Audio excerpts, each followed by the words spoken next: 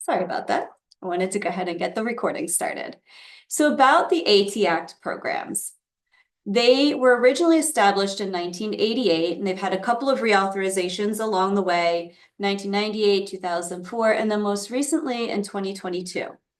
So every state and US territory has an assistive technology program, and we're all sort of offering similar services and core activities. And we are all funded and overseen by the Association for Community Living. So no matter where you go, whether you're in Maryland, DC, Virginia, no matter where you go, we're all going to offer roughly the same services. And here in Maryland, our program does fall, as I mentioned, under the Department of Disabilities, but you might find that in other states they're housed in universities or even nonprofit organizations. So we are a free service. Every state AT Act program is a free service. We are established in federal legislation. We are funded through that legislation, and we provide services for free. We serve individuals of all ages. So we have some very, very young clients and some much, much older clients. We also serve all disabilities, and we serve the entire state of Maryland. So if you come to us, it doesn't matter if you're in a very rural area, if you're kind of far from Baltimore, it doesn't matter. We do serve the entire state. So what are we doing? Our focus is on providing assistive technology demonstrations and consultations. So we have AT clinicians and specialists on staff. We will meet with individuals regardless of what that disability is and sort of explore what tech options might support them to either live, work, or learn more independently. We can provide these consultations and these demonstrations both in person and virtually. So whatever the preference is, we will work to sort of accommodate whatever those needs are. We also issue short-term equipment loans. So much like the public library for books, we are the public library for assistive technology. So anybody can check out and borrow equipment from our program. They can take it to school with them. They can take it to work. They can have it at home. They can take it into the community. It gives folks an opportunity to really get that hands-on experience and try things. There is no problem when someone comes back to us and says, this didn't really work for me, or this didn't work for my kid, because that helps us then figure out, okay, what might work better. And through our program, there's lots and lots of choices and options for different devices. So we certainly encourage that back and forth in those conversations, trying equipment. If it's working, great, we can give information on how to purchase it. But if it's not, we want to know that too, because we can use our expertise to help guide folks to find something that will work for them. We also provide low interest financial loans, and that's for assistive technology. It's for home modifications and for vehicles. So anybody can reach out to us and submit an application to finance the AT that they might need. At the end of this session, we're going to talk a little bit about that program and how it works. I don't want to get too far into the weeds about our services up front, because I really want to get into the meat of the presentation. But we do offer that low interest financial loan program.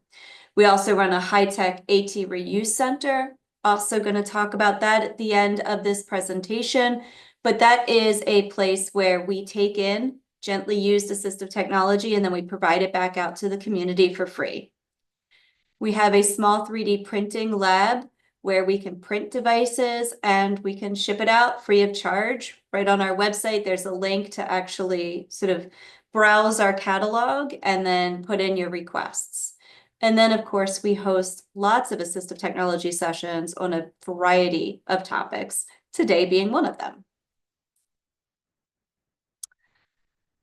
So let's talk a little bit about this transition process and what this is. Today, we're really focusing on that secondary transition process. So from high school, or that 9th through 12th grade time in a student's life, to all of the ways that they might get AT when they leave the school system. And we're going to explore quite a few options out there. But what I like to say is don't get lost in transition. I can't tell you how many times we work with young adults who went through the school system, they had assistive technology, and then when they left, they had to turn it back to the school and had nothing. So it happens, but we don't want it to happen. And that's why we're here today to talk about some ways to prevent students from falling into that sort of gap of services, that gap that happens in some instances.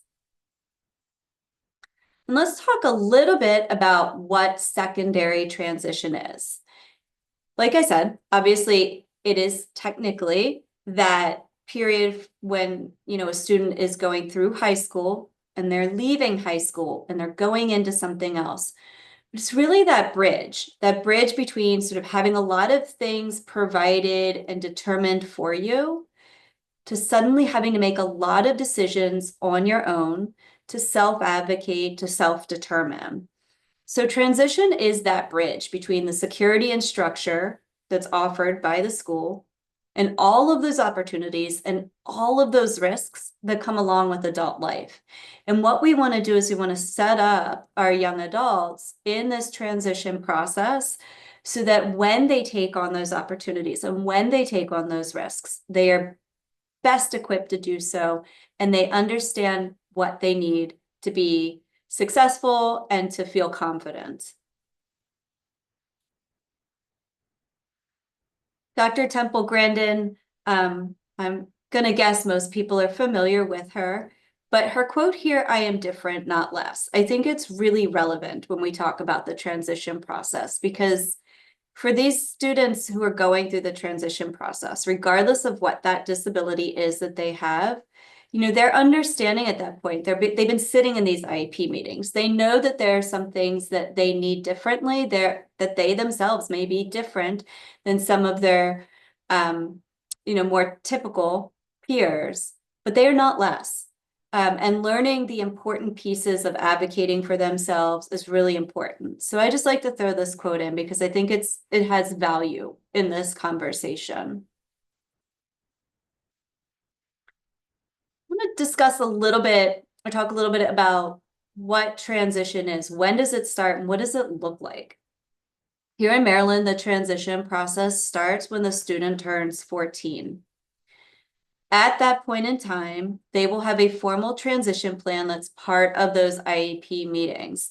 And that formal transition plan includes those post-secondary goals and services that may be of value or may be utilized by the student.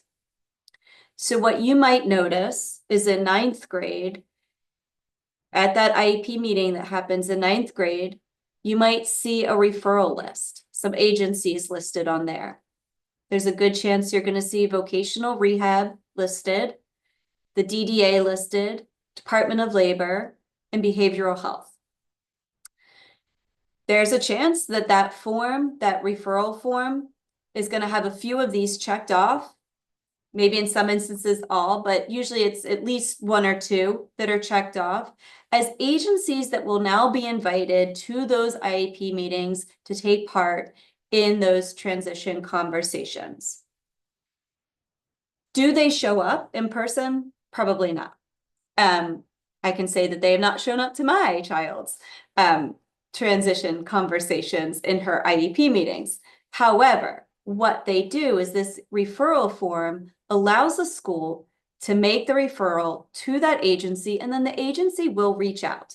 They will reach out and start the process to figure out whatever services they're going to provide for your student when they leave school. And some of those services might start while they are in school.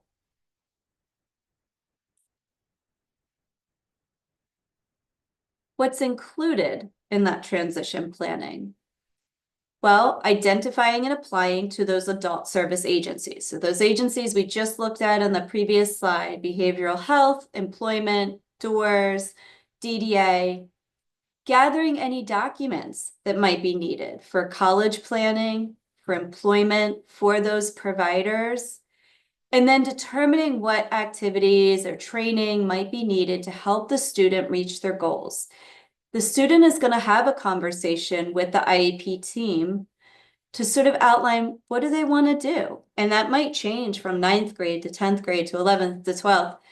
But they're going to have that conversation, and that conversation is vital because it impacts what services they might benefit from and the direction that the school helps or encourages them to go when it comes to leaving that school setting. Assistive technology should be a part of this conversation if your student is using AT.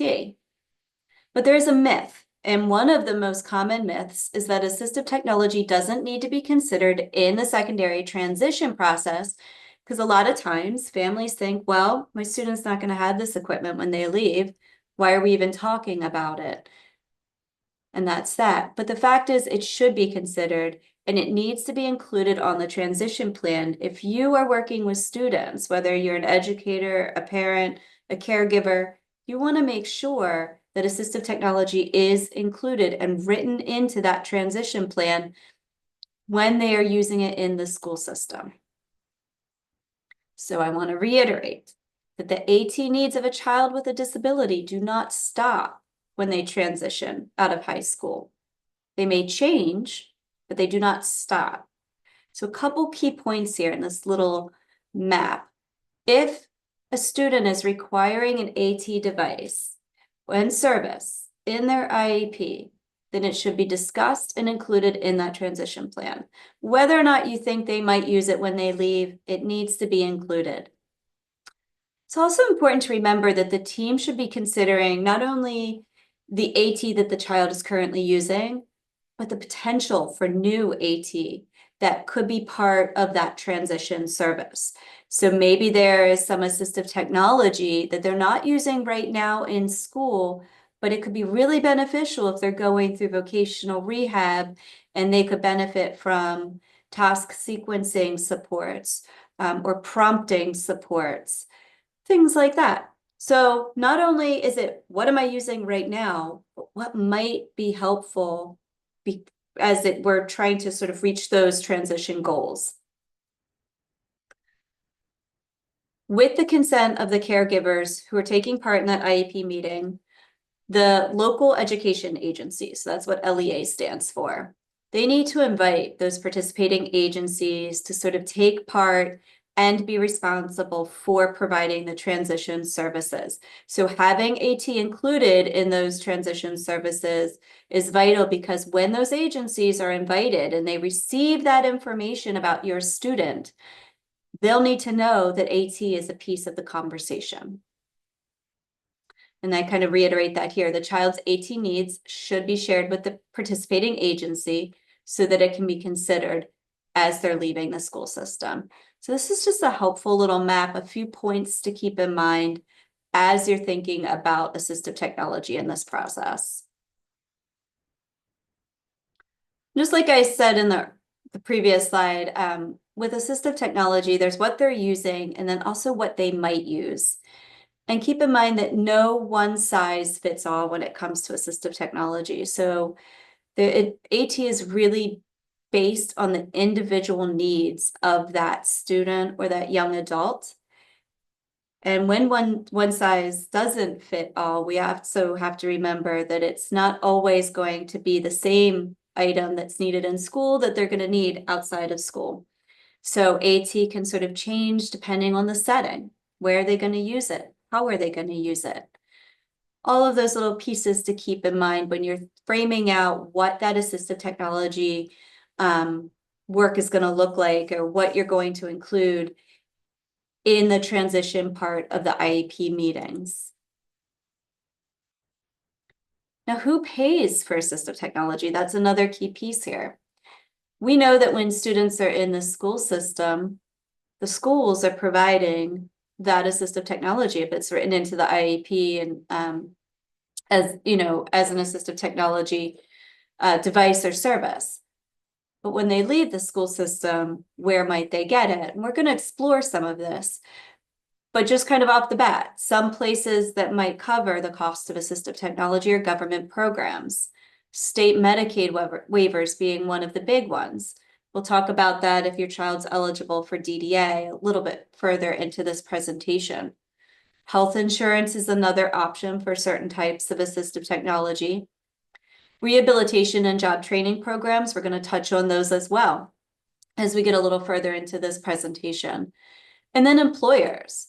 There is a responsibility through the ADA, a requirement through the ADA to provide an accommodation when somebody needs it in order for them to perform the essential tasks of their job.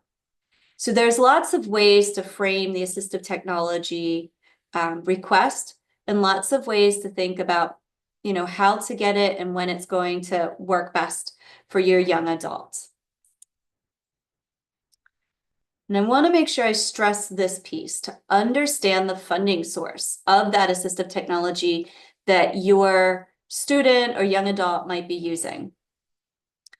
By and large, the school systems are purchasing that assistive technology if it's included in the IEP.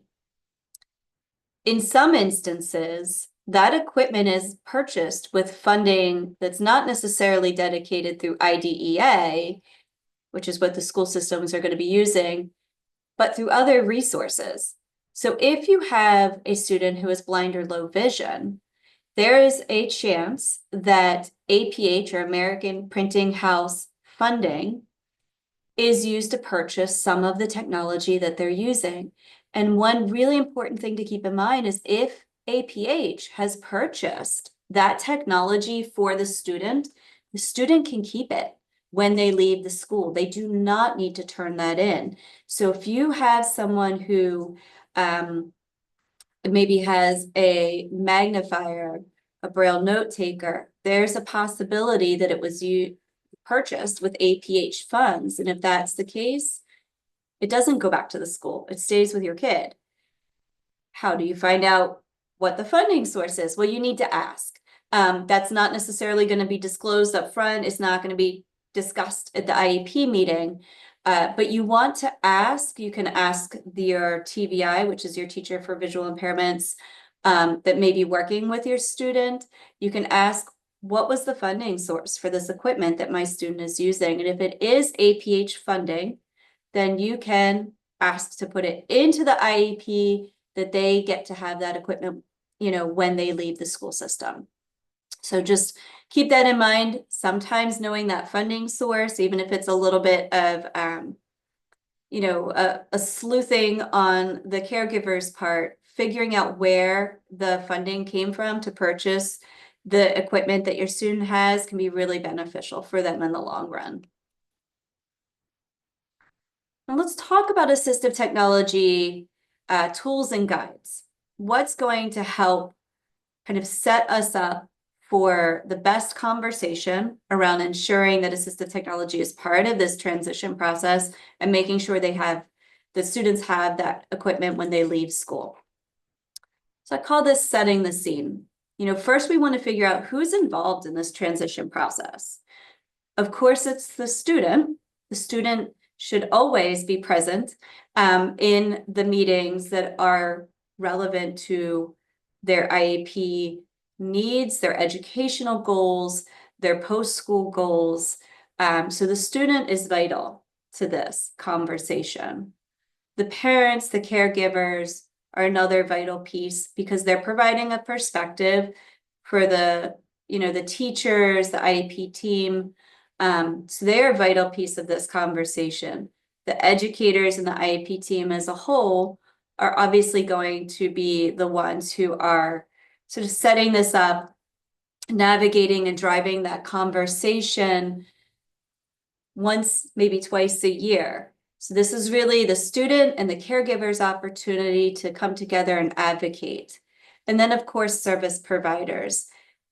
They may come to the table physically at those IEP meetings, but more than likely, they're going to be the ones that are receiving those agency referrals from the IEP team and connecting with the caregiver and with the student after the IEP meetings to really talk about what are, what they can offer to your young adult as they leave the school system. And setting those transition expectations are really, really important. Going into these meetings with high expectations, encouraging self-determination for your young adult, self-advocacy for your young adult, because those are going to be vital skills for them to have when they leave the security of the school world and they venture out into adulthood. Also making sure in those transition conversations, you're talking about social emotional supports, behavioral supports, and learning supports, because they're still going through high school. They're still going through meeting all of their educational goals. And in order to do that, they need the appropriate supports. And having those appropriate supports through this transition process is going to be vital, because that's going to set them up for when they leave the school system. Also considering supported decision-making, helping that young adult in these transition conversations, identify who helps them make decisions. Whether or not, we all think about it, there are usually some vital people in our lives that are helping us make decisions about things that we're doing, about our choices, creating a network, whether it's small or big, whether it involves family, trusted teachers, other community, folks in the community that they rely on. Having sort of a support system in place for making decisions is going to be vital, and you can put that into and build that into your transition expectations or your transition goals.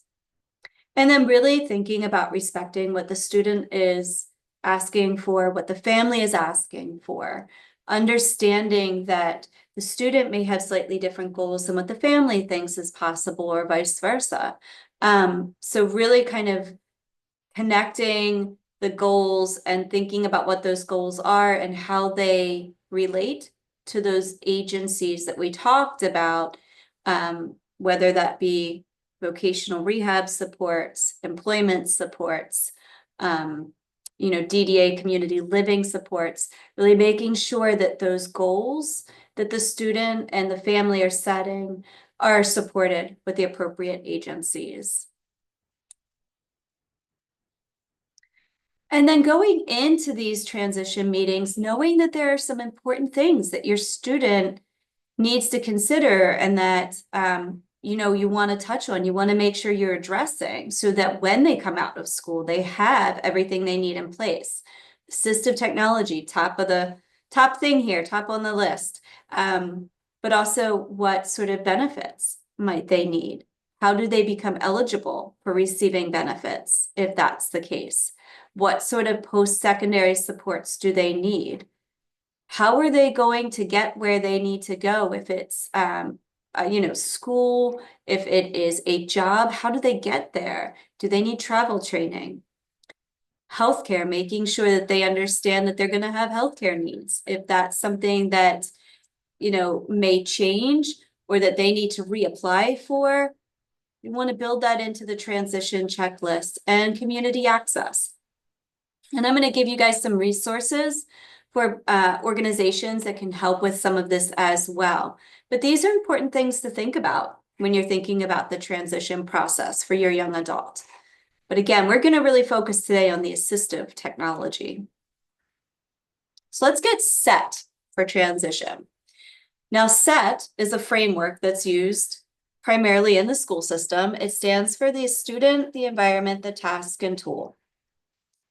And it's really a way about it's a framework for understanding what the student might need, thinking about the environment that they're going to be working in, what sort of tools are going to be helpful to them.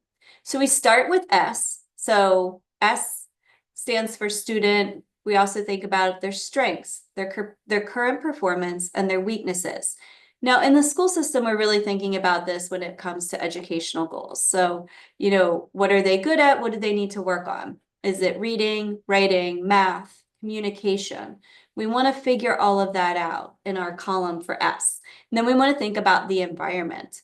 How is the classroom set up? What materials might they use? How is instruction given? How do they respond to instruction? Is it small group? Is it whole class? Is it one-on-one? So thinking about those strengths, thinking about the environment, then thinking about the tasks. What do they need to do? What is the class expected to do? And which tasks are essential for them to reach their educational goals? And then what tools might be useful to help them succeed in those areas where they're currently experiencing weaknesses? Is it low tech? Is it mid tech? Is it high tech? So this is the framework that's been applied to your student if they already have assistive technology built into their IEP. We're going to kind of take this and we're going to refashion it to think about how that framework can support a student going through the transition process, because the teachers have already done the work to think this through when it comes to, helping your student meet their educational goals. So now we want to take that same concept and we want to apply it forward. So now we want to think about assistive technology in that transition framework. I have a link here. It's the AT School Transition Checklist. This will go right to the Maryland TAP website. And what we have is an interactive online form. It's fully accessible. But this is a form that's really meant to be used by the student, the caregiver, and the IEP team or special educator, someone that is sort of representing the school system. And we start this out by having a student statement. So this is where the student is sort of taking that ownership of their transition and indicating what they know they might need going forward when they leave school. So the student statement is, as an assistive technology user in the school system, it's important that I understand how and when I use my AT, and that I am an advocate for myself and my equipment, and that I am prepared to meet my adult goals with AT. Might seem a little, a little strange that we want the student to identify this or to sign off on it. But the idea is that the student is really taking ownership of the fact that they are using assistive technology, and they understand that that will have a role, it will have an impact on them as they move forward out of the school system into the real world. So we think about that. We want the student to be able to indicate, yes, I know I have this equipment. I know I have needs in school that this equipment helps me meet. Let me think about how it might, support me going forward. So first, what we try to do is figure out what AT is currently used. We want to understand what's being used right now in school. Is it for writing? Is it for learning? Is it for communication? Is the student using memory aids or sensory aids? What's helping them? We want to think about all the things. So not just what's used in one class, but, are they using certain reminders and prompts in one classroom, and maybe, sensory or fidget goal or fidget aids in another classroom, all of those things. We want to think about that. We want to be able to check off what are all the things that they're using so that we can start to understand, how does that support them? So if we know what they're using, and then we help the student sort of identify, what are they using it for? Are they using the equipment for memory? Are they using it for hearing? Are they using it for reading and writing? We want to know that, because this helps to sort of build a self-awareness.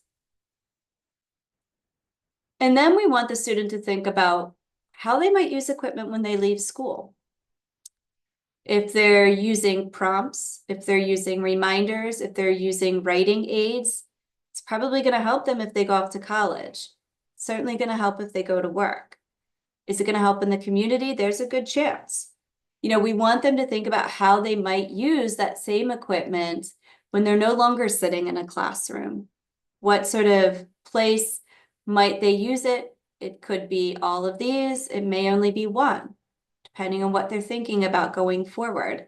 But we want to identify what they are. And then AT questions to ask. So after transitioning from school, I will need AT too. And then this is where we're asking the student to really imagine what they may be doing in the future. What are the things that they want to do? Do they want to be able to continue to get online and connect with their friends because it builds social skills? Do they want to be able to take ownership of all of their health care? Maybe they're ready to start setting up their own doctor's appointments and flu shots and all those things. So maybe they need some, maybe they're going to use their AT to help them with managing their health, whatever it might be. So these are the questions. This is that sort of, what can I imagine I'm going to do and how might I use it? Because all of this builds the conversation of, what's the best way to integrate AT when they leave the school system? And then what services might help me access AT when I leave school? So if the student understands has a really good understanding of what they're using in all the different classes to meet all those different goals, and they have an idea of what they might want to do in the future, then we want to tie that back to these agencies. So maybe they're going to utilize pre-employment services through doors, and then they're going to go off to college. So here, this helps them sort of, again, frame that understanding of what was I using, how was I using it, how might I use it in the future, and what agencies might help me continue to access that equipment. So we're applying that SEP framework, but we're using it to think about how assistive technology is going to support someone through that process. So what I'd like to share here is a link to the Assistive Technology Navigator tool. This is a website. It's not the Maryland TAP website, but it is through one of our partner organizations. And what this does is it's actually a nifty little tool where you can click on communication, computer access, daily living. And not only does it give you ideas of types of assistive technology that supports each of these areas, but also services and programs that help you access devices, such as getting a phone or using an adapted phone, or any of these areas. So this is a really great tool. And at the end of this session, I will send out this slide deck. You'll have access to this link. But I like to share this here because I feel like it's relevant to the conversation, because as your students thinking about what their goals are going to be going forward and what they might want to use in the future, this tool can help them. It can help the IEP team. It can help parents sort of get a sense of what else might be out there, because up to now, when you're thinking about assistive technology in that transition process, you're really thinking about, what tech has been recommended to meet those educational goals. But we know that once the student leaves the school system, they're going to have more than just educational goals. They're going to have independent living goals. They're going to have employment goals. And so we want to set them up to be successful and to have the right AT that they need so they can meet all of those goals. I also include a link in here to the Secondary Transition Planning Guide through MSDE. This is actually a really helpful little tool. There's a lot of good information in here. Again, we're seeing things that kind of reiterated earlier in the presentation, high expectations. So setting those high expectations at those during those transition conversations that you're having in the IEP meetings, self-advocacy, that's going to be really important for your student to start to master. From 9th to 12th grade, we want to see opportunities for them to advocate for themselves. It can be simple. It can be them asking a teacher for extended time on an assignment, knowing that that's built into their IEP, or asking for an opportunity to step out of the classroom and step away from the work for a few minutes because they need a couple minutes to decompress. before they continue their work. Those are all signs of self-advocacy that we want to support, and we want to make sure those are built into those IEP goals or services. So now let's think about where you're going. You're in school, you're going to go to work, you're going to live your life. So I have a little bridge here because school is that first point on the bridge, and then we're going to help our young adults go from that secure setting of the world of school to a much bigger place, which is just the world of adulthood, whether or not we want to be there sometimes. So let's think about going off to college and what this looks like for students with disabilities.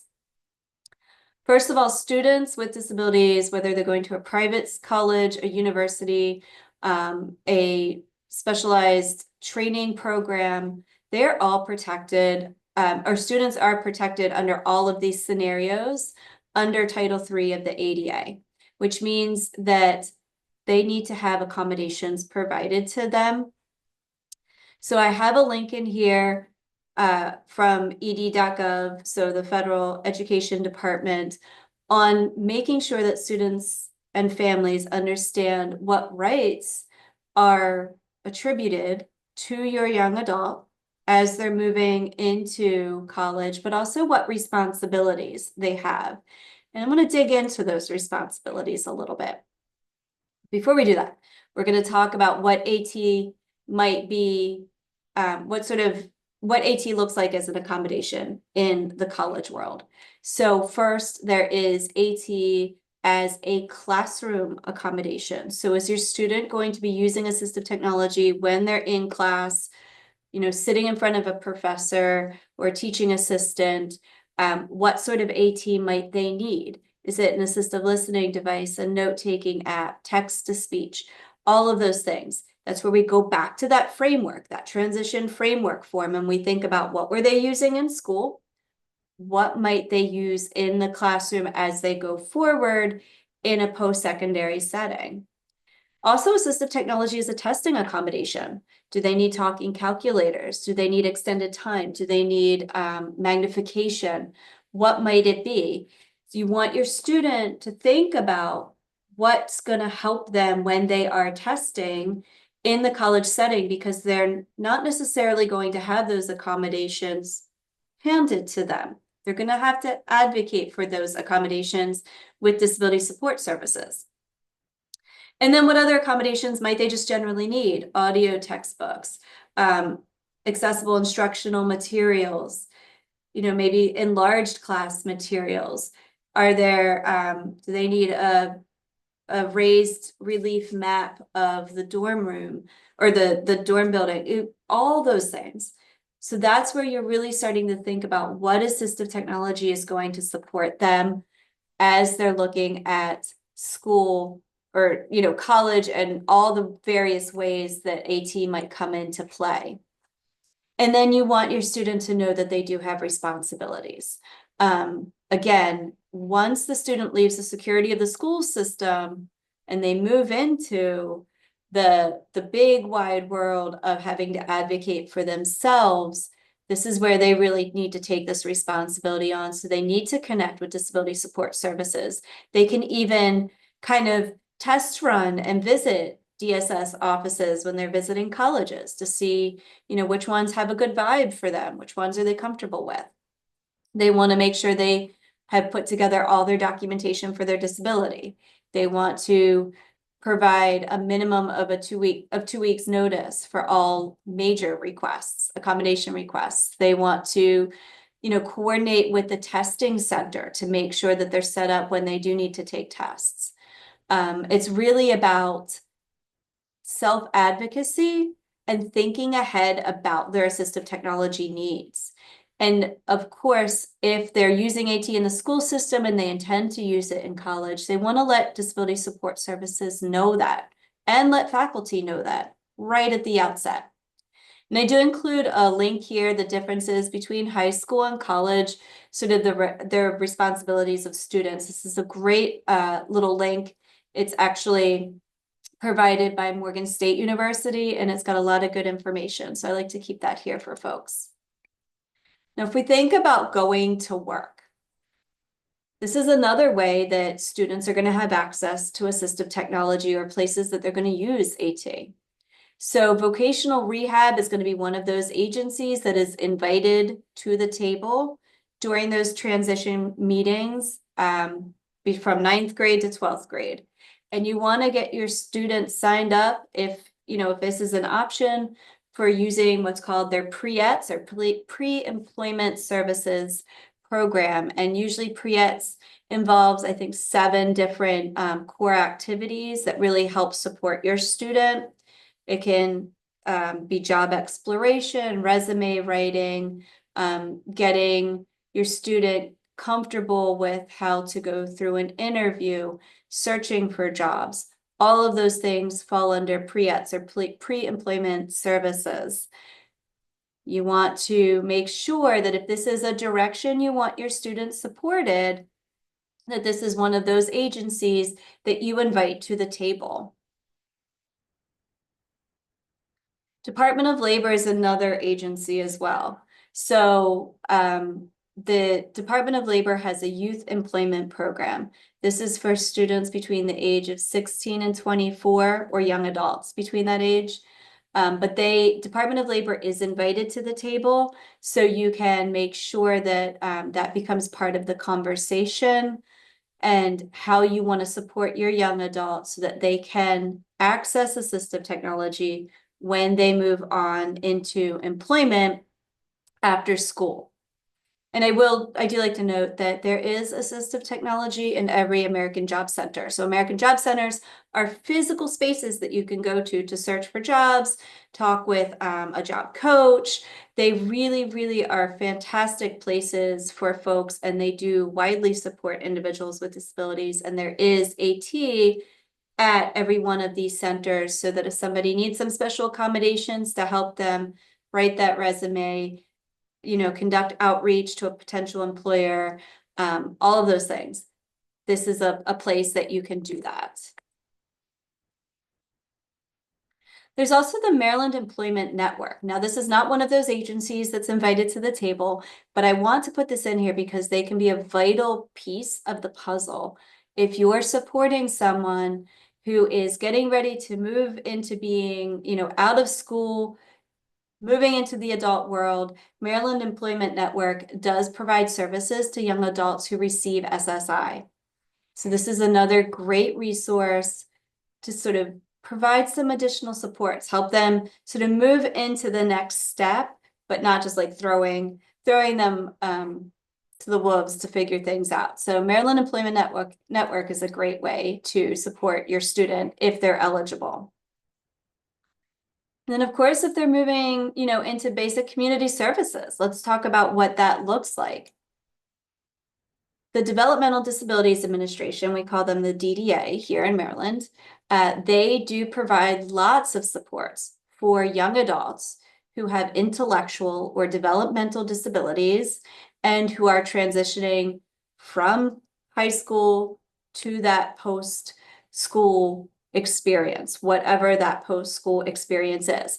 So DDA, to be eligible for DDA, you do have to have a diagnosed intellectual or developmental disability. Young adult may have that and other, coexisting disabilities. That's fine. You just want to make sure that if your young adult has a diagnosis of something like autism, that that you're inviting DDA to the table and that you are working with DDA to make sure that they are eligible for services, because DDA can be a great resource for families. Assistive technology is built into all 3 of their waivers. So there are funding supports in place, and assistive technology is included in every one of these. And right now, you don't even necessarily need an assistive technology assessment unless the cost of the equipment is over $2,500. So it might be that your student is eligible for DDA services, eligible for a DDA waiver, and you can get some needed assistive technology right off the bat without having to go through the assessment process. One of the organizations that I cannot speak more highly of are the Centers for Independent Living. There are 7 of them in Maryland. Each CIL, as they're known, serves a couple of counties. What they provide for young adults is instrumental in encouraging sort of that self-advocacy, networking, understanding benefits, understanding what type of independent living skills they need. So every one of the CILs provides transitioning youth services, and it includes peer support. So CILs are run by and for individuals with disabilities.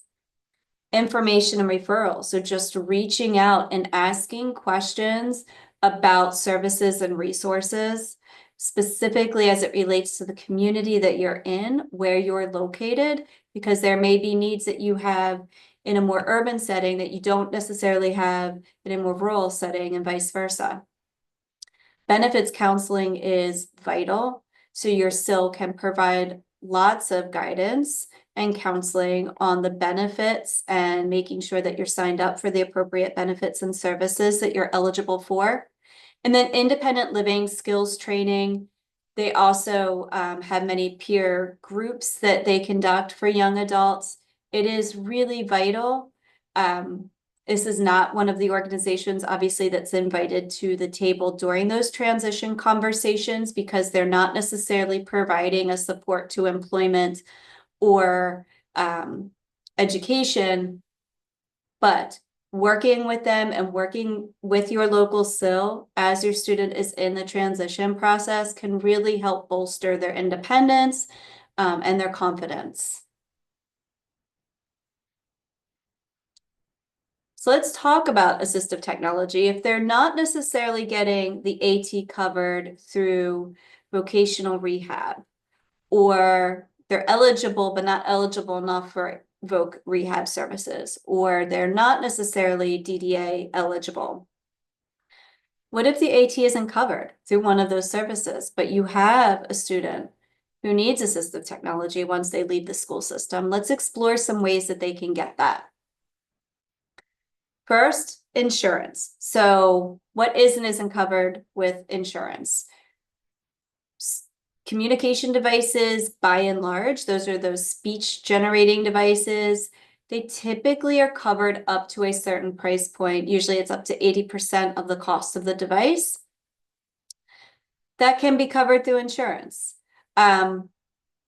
On occasion, you might be able to make the case for a few other items through insurance, but that's a hard sell and it's a uphill battle. But insurance is one way to go if you are looking at getting a communication device covered. And what I have here on the screen is a picture of a young girl who's using a communication device on an iPad. So if your young adult is using a communication device in school, there's definitely an opportunity to get that funded through insurance when they leave the school system. And this is one of the most vital pieces that you don't want your young adult to go without. Communication is absolutely vital for them to convey all of their needs, all of their frustrations, all of their wants, to feel socially connected. So it's absolutely vital to make sure that when they leave the school system, when they turn in one communication device, that they have access to another one. You can look at private paying for evaluations and AT purchases if you're looking for an assistive technology practitioner for a formal assessment. You can certainly find them on the RESNA website. Many are associated with organizations like Kennedy Krieger or medical equipment pharmacies have AT professionals hired. So kind of keep that in mind, but you can do a search on the RESNA website. There's also a list here of private pay practitioners in the state, so you can always check them out.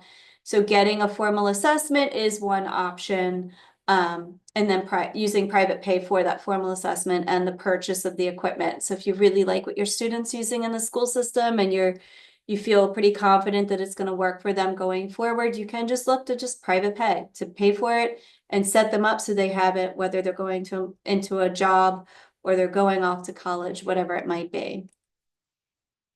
But we have a couple options to our program as well. We run a high-tech AT reuse center. So this is a place where individuals donate all kinds of devices to our program. We do refurbish them and we provide them back out for free to anybody that needs them. You can search for, all sorts of devices. We have an inventory online that we keep very up to date. But we do have like magnifiers, eye devices, sometimes communication devices that we were talking about, amplified phones. So lots of different equipment that you can find right here through Maryland TAP that might help sort of bridge that gap when the young adult is leaving school. Maybe a service is going to be provided. Maybe Doors is going to buy that equipment for your student, or maybe DDA has determined that they are eligible to get AT through a waiver, but it's going to take a little bit of time. You can certainly use our program to help with the needs in between. We also have an online equipment exchange. So this is where equipment is listed. It's through Facebook Marketplace, so it's usually consumer to consumer. We do host the page, but there's a lot of like equipment that's just kind of going back and forth. Somebody wants to sell something or no longer needs it, they post it on this page, and then another consumer reaches out, connects, and gets those items. So this is another great place to just kind of browse and see what's out there. It is a lower cost option than buying some things for new. And then funding assistive technology. I mentioned earlier in today's session, our low interest or lower interest financial loan program. So this is where folks can apply to cover the cost of AT. So if you have, again, a young adult, they're headed off to college, maybe they need new hearing aids, or they need some equipment that's going to help them in the classroom, or you're looking for home modifications or even a vehicle, you can apply through our program. It's $500 to $10,000 for just general AT, 20,000 up to 20 for home mods, and between 40 and 70 for vehicles. So again, just some ways to fund assistive technology that you might be thinking about as your young adult is leaving school. Maybe they're going to need a vehicle to get back and forth to work because public transit isn't an option where you live. Again, this might be an option for you to think about that. And that kind of links us back to what we were thinking about with that transition checklist. All of the things that your student's going to need, AT being one, healthcare, transportation, all of those things. And you can sort of bullet out under each of those, what are the specific things that your young person's going to need? And then really think about how to pay for it. Going back to those SILs, I mentioned those SILs providing lots of supports to young adults. They also provide small assistive technology grants. Some of them can go up to $5,000. Each SIL has a different cap, but it's really good to reach out to that SIL, start working with them, see how they might support your transitioning youth, and then see what might be possible to get covered with an assistive technology grant for your young adult. If they're going off to college by and large is not buying that equipment for your young person. And if it's not going to be covered through Doors or through some other program, you might be able to use a small grant from the SIL to help cover some of that equipment. There's also LIST funding. This stands for Low Intensity Support Services. This is a lottery program or lottery funding that's run through the DDA. If your student is DDA eligible, again, they qualify as having an intellectual or developmental disability. This is a great opportunity to try and get some funding. It is not guaranteed because it is lottery. And then certainly ABLE accounts. So if you're not familiar with ABLE accounts, they are a place where you can put money into savings and not have it count against any of those means tested benefits for your students. So if your student's coming out of school and they're going to be receiving Medicaid and SSI, right now, the way the system is set up is that they can't have more than $2,000 in savings in their name. but able accounts are secure, and you can have that money there, and you can use that money to purchase assistive technology for them. So that's a whole other presentation, but I do like to make sure folks are familiar with the able accounts. So with that, I'm going to stop sharing in a minute, and we can look at any questions that have come through. But like I mentioned, I'm going to share this slide deck, but there are a lot of resources out there to support your young adults through the transition process. And here in Maryland, what I did was I covered some of the services and resources that we have here. But this slide deck is chock full of links that you can use to sort of go and visit. We have that secondary transition checklist here that you can start working on with your student, and lots of other resources. So I want to make sure that you know these are all hyperlinked in the slide deck when you get it, and you'll have an opportunity to kind of go through and explore lots of resources. And then if you're not familiar with places to find us, we are on Facebook, YouTube, and we have a blog, so you can always reach out to us through any of these or through our email address or website, and you can visit us on Facebook and all that good stuff. So with that, I am going to stop sharing and see if there are any questions. All right, so I don't see any questions in the chat. Let's see. And I don't see any in Q&A. So I think perhaps I have answered most people's questions. And I can give, oh, there we go. So the question from Audrey is, what is the rule about who can provide AT services in schools? That's usually determined by the LEA, so it depends on what district you're in. AT services are typically provided by either an occupational therapist, a speech pathologist. It depends on what the AT is that's identified, but it's usually one of the special providers in the school. Some of it can fall on the special educator themselves, but it really kind of depends on the LEA. But I would say if you have any like specific questions about that, you can always email us. Also an educator who is an ATP, yes, exactly. So if you have somebody on that IEP team who is an assistive technology practitioner, they would be the one who can help with those AT services as well. Thank you, Sarah.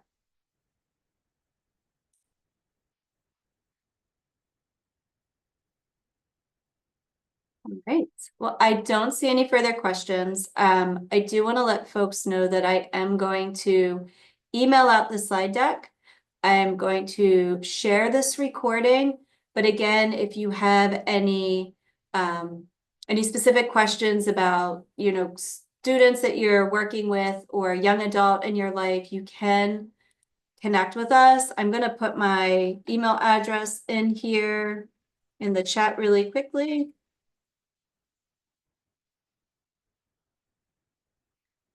And that way, if anybody wants to reach out specifically, you can always do so. And I'm happy to provide additional guidance or answer questions. So with that, I thank you all for being with us today. And I will get this out to you, and hopefully I've answered some questions. So thank you, everyone. Have a great day.